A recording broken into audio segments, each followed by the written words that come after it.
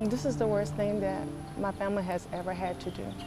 And burying a baby, you don't think that that's supposed to happen. But that is exactly what happened to Trojanella Wolf's family. She'll never get to see her 1-year-old nephew, Darius Stinson, play in the park again. He died this month from an asthma attack while his mother was giving him a treatment.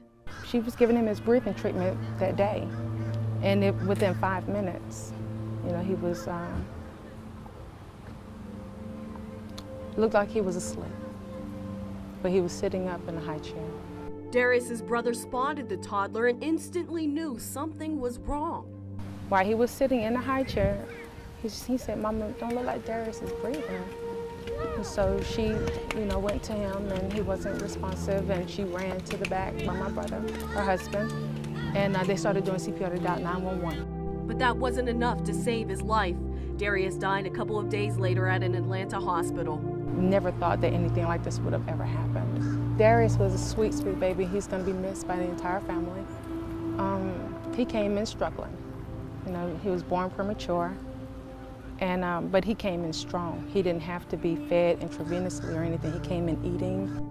That fighting spirit, combined with a loving smile, is how Darius's family remembers him. And Trojanella wants others to know that asthma is nothing to take lightly.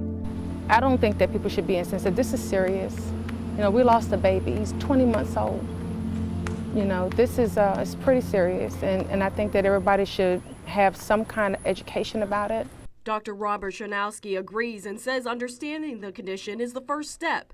He says asthma is a chronic inflammatory disease of the lung that makes it hard to breathe. It's easy to get the air in, but once you have the air in, it's hard to get the air out. You feel the chest tightness, the wheezing comes from trying to get the air through that obstruction. You'll feel short of breath, and also you may cough. But it can be controlled, and this new app called Asthma Sense is making that easier than ever. If it helps to educate the patient, to help them monitor the disease, help them use their medicine more regularly, then I'm all for it. You can see there's a place on the app to help track the triggers. There's multiple triggers for asthma, and one of them being exercise, cold air, allergens, indoors and outdoors, tobacco smoke, air pollution, and even anxiety and stress. So sometimes people with anxiety and stress issues can precipitate an asthma attack. And certain smells can spark one too. In our office, we require people not to wear perfume when they come to visit us because there's people with asthma who could be affected. The app is full of alerts, reminders, and tells a person when to take their medicine, which can be helpful for parents whose children have the condition. I've been using this app, and it's really coming in handy with the weather changing because that's when I have a lot of asthma attacks. It tracks the weather, so I know what to expect. Trojanella says she's experimenting with the app too, and she says it's a way to protect the people she loves. You look at your little brother and sister, your niece, your nephew, your grandbaby, and if you want to protect them, you do whatever it takes. Take them to the doctor, get as much education about asthma or anything. And her family is relying on faith to get through this tough time. I'm Chandi, Lowry, WTVM Newsleader 9.